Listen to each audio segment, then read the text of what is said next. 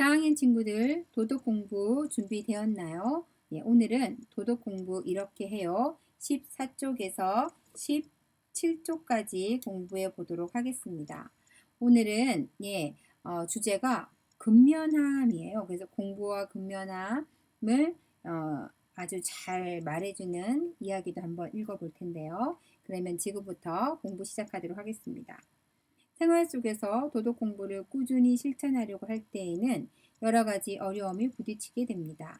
이럴 때 어떻게 해야 할까요? 잘 생각하고 바르게 판단하는 힘을 길러봅시다. 우리가 근면하게 무언가를 하게 되면 하루는 크게 표가 나지 않아요. 근면하게 했다고 해서 하루 정도는 표가 나지 않아.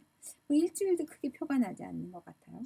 그런데 그게 2주, 3주, 4주가 되면 하루 근면하게 한 것들이 쌓여서 굉장히 크고 달라 보이게 됩니다. 그래서 여러분도 하루의 근면함을 소중하게 생각하고 매일매일 근면하게 자신의 할 일을 해 나가기 바랍니다. 오늘 보게 될 이야기도 엄청 멋진 말씀을 해주셨어요. 꼭 필요한 말씀을 해주셨어요. 정약용 선생님, 유수원 화성과 굉장히 관련이 깊은 분이시잖아요. 조선시대 대학자이시고, 그 분께서 제자에게, 황상이라는 제자에게 어떻게 하면 공부할 수 있는지에 대해서 말씀해 주시는 그 장면입니다. 그러면 먼저 여러분이 읽고요.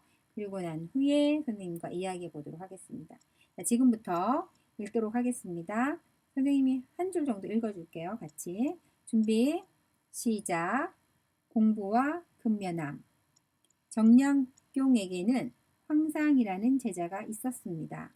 어느 날 황상은 공부가 잘 되지 않아 스승인 정약용에게 부끄러워하면서 말씀드렸습니다.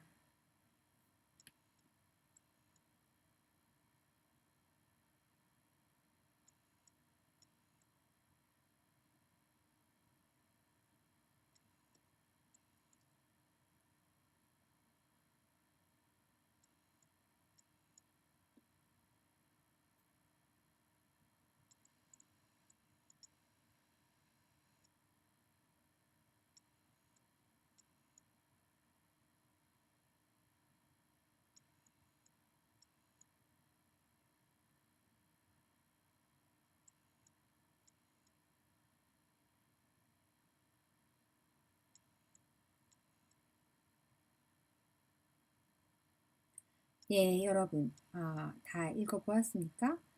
이 글은 제목도 공부와 근면함인데 이 글 안에 가장 많이 나온 말도 근면하면 된다. 근면이라는 말인 것 같아요. 근면이 왜 이만큼 중요한지 한번 살펴보도록 하겠습니다. 황상은 스승께 두 가지 큰 질문을 했습니다. 하나는 스승님, 저는 공부를 못하는 것 같습니다. 저 같은 사람도 공부를 잘할 수 있을까요? 라고 물어봤고, 또 하나는 어떻게 하면 공부를 잘할 수 있는지 여전히 모르겠다. 어떻게 해야 하는지 모르겠습니다. 라고 두 가지 질문을 했습니다. 여기에 스승 정약용 선생님께서는 굉장히 중요한 말씀을 해주셨어요. 그래서 선생님과 한번 살펴보도록 하겠습니다. 네.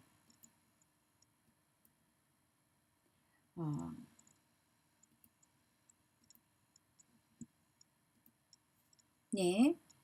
황상의 질문을 살펴보면 스승님, 저는 공부를 못하는 것 같습니다.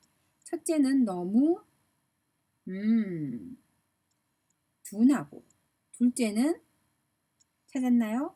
꽉 막혔으며, 셋째는 답답합니다.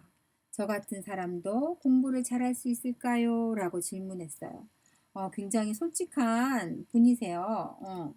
이렇게 본인이 공부를 잘하고 싶은데 이걸 표현하기가 이렇게 어려워요. 그런데 정말 본인은 이러이러해서 못하는 것 같다라고 솔직하게 자기를 보여줬어요. 했더니 선생님께서 답을 주시기를 1번 공부는 꼭 너와 같은 사람이 해야 한다.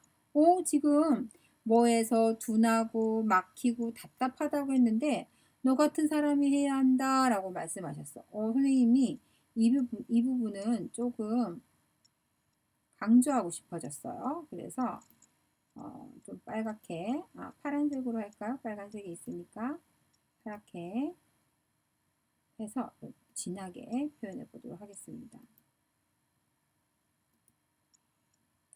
공부는 꼭 너와 같은 사람이 해야 한다. 공부를 잘한다는 사람이 흔히 저지르는 잘못이 여러 가지 있는데 너는 그 중에서 하나도 가지고 있지 않구나.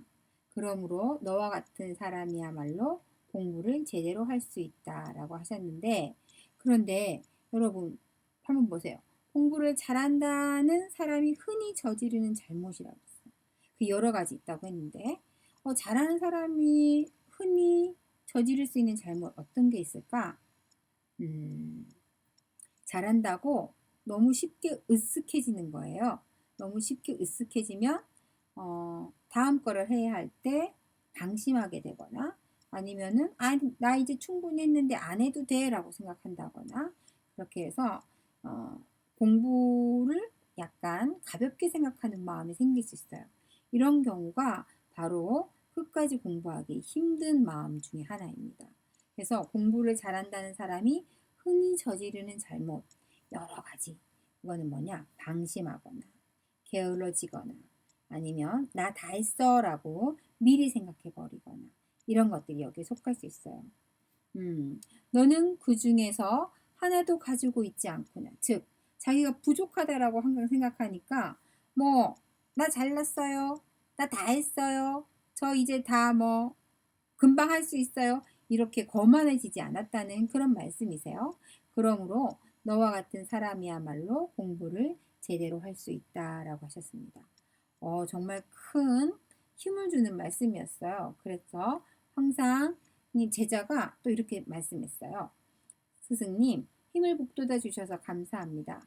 그러나 저는 여전히 공부를 어떻게 해야 하는지 잘 모르겠습니다. 라고 했어요. 그 다음이 이제 엄청 중요해요.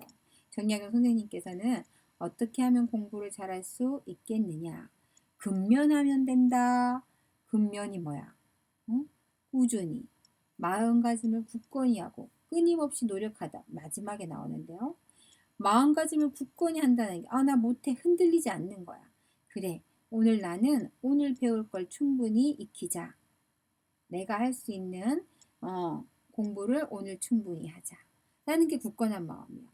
나 해서 안 되는데 그만할 거야. 아니면은 금방 까먹을 거 뭐 하려고 해. 이런 마음은 굳건한 마음이 아니야. 그거는 흔들리는 마음이에요. 굳건한 마음은 공부하다 잊을 수 있지만 지금 이 순간 나는 그게 무엇인지 알아보려고 노력할 거야. 오늘 공부한 게 금방 이해가 되지 않았지만 그래도 또 잊지 않고 공부해서 다음에 공부할 때 도움이 되게 할 거야. 이런 마음가짐이 굳건한 마음이에요. 다음 또 어떻게 하면 모르는 것을 알 수 있겠느냐? 근면하면 된다. 근면하게 공부하면 된다는 얘기죠. 어떻게 하면 실력을 기를 수 있겠느냐? 근면하면 된다.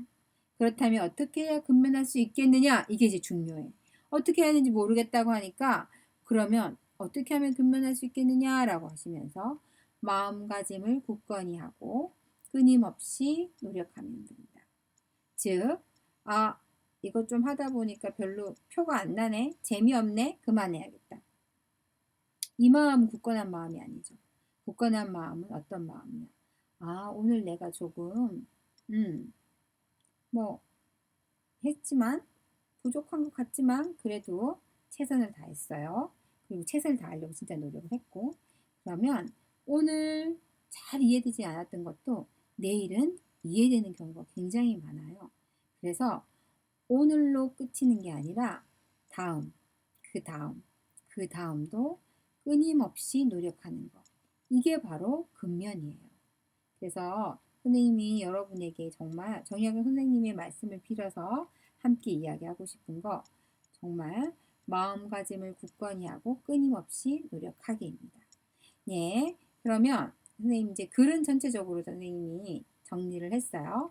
그렇다면 여러분은 정약용 선생님의 말씀에서 어떤 생각을 하였나요? 선생님은 뒤쪽에다가 이렇게 선생님의 생각을 짧게 정리를 하면서 여기 우공이산이라는 표현을 썼는데요. 이 우공이산이라는 말은 어리석은 사람이 마침내 산을 옮긴다라는 뜻인데요. 즉 뭐냐? 우공은 바보같이 우직한 사람을 뜻하는데 이 사람이 한 삽씩 옮겨서 산을 옮긴다는 거 있을 수 없는 일처럼 보이지만 어느 순간 매일같이 옮기다 보면 어느 순간 산이 옮겨져 있다. 즉 우직하고 근면한 사람이 큰일을 해낼 수 있다라는 뜻으로 우공이산이라는 말을 씁니다. 오늘 정약용 선생님께서 마음가짐을 굳건히 하고 끊임없이 노력하면 된다 라고 하신 이 말씀은 바로 우공이산과 같은 말씀이다 라고 선생님은 느꼈습니다. 여러분도 여기 여러분의 생각을 좀 써보세요. 그 다음 마음의 소리는 여러분이 이제 읽게 될 건데요. 여기에 보면 마음의 소리에 보면 새학년이 되어서 윤희가 책상 앞에 다음과 같은 쪽지를 써놨대요. 하루에 1시간씩 책을 읽자. 이거는 시간을 쌓는 행위예요. 시간을 쌓는다라고 하는 건 한 번 하면 흩어지지만 그 다음에 하고 그 다음을 하고 그 다음을 하게 되면 점점 나에게 쌓이게 됩니다. 쌓여서 비로소 내 것이 되는데 지금 윤희는 내 마음의 소리 하루에 1시간씩 책을 읽어서 바로 그 책을 충분히 이해하고 그 책에서 받은 감동과 가르침으로 본인이 변화될 수 있다는 것을 알고 하루에 1시간 책을 읽자라고 다짐의 글을 쪽지에다 썼어요. 여러분도 이런 걸 한번 써보고요. 여기에 보니까 마음의 소리라고 했는데 이렇게 결심을 하고도 헷갈리죠. 이것도 하고 싶고 저것도 하고 싶은데 라고 생각이 들 수 있어요. 그럴 때 여러분은 그런 순간마다 무엇을 선택하게 되느냐, 무엇을 선택해야 하느냐에 대한 이야기예요. 그래서 이 마음의 소리 들어보도록 하고 그 다음 들꽃마을 집배원 여러분 한번 읽어보도록 해요. 그러면 선생님이 예, 여러분도 여기에다가 정리를 좀 하고 여기 선생님이 다 표현하지 못한 건 책에다가 답을 좀 해주기 바랍니다. 그러면 지금부터 책을 천천히 읽으면서 선생님이 설명한 것도 생각하면서 예, 도덕책에다가 정리를 해주기 바랍니다. 그러면 여러분이 정리해서 선생님께 다시 제출해주면 선생님이 볼 수 있겠어요. 그럼 지금부터 여러분의 생각을 글로 옮겨보세요. 예. 잠시 후에 또 만나요. 안녕.